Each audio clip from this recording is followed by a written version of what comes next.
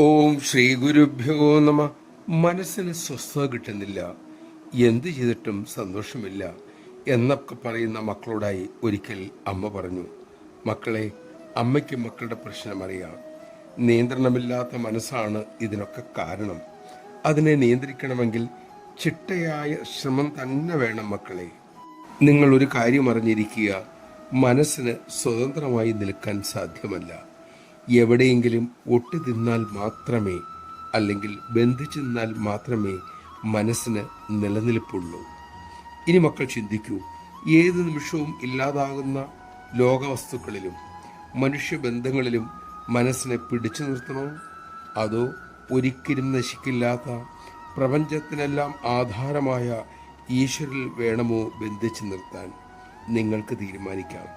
ഇതിൽ ഏത് തീരുമാനമാണോ മക്കൾ എടുക്കുന്നത്, അതിന് അനുസരിച്ചായിരിക്കും ശാന്തിയോ അശാന്തിയോ നിങ്ങൾക്കുണ്ടാകുക. നമഃശിവായ. ശാന്തിക്കും സമാധാനത്തിനുമായി അമ്മയുടെ ഉപദേശങ്ങളും ആ തിരുരൂപത്തെയും നമുക്ക് ആശ്രയിക്കാം. കാരണം അത് ശാശ്വതമാണ്. ഉള്ളിൽ അതുകൊണ്ട് അത് തന്നെ നമുക്ക് ഉറപ്പിക്കാം. അങ്ങനെ ശാന്തിയിലേക്ക്, സമാധാനത്തിലേക്ക്, സന്തോഷത്തിലേക്ക് നമുക്ക് ചൂടുകൾ വയ്ക്കാം. അതിനായി അമ്മ നമ്മെ അനുഗ്രഹിക്കട്ടെ.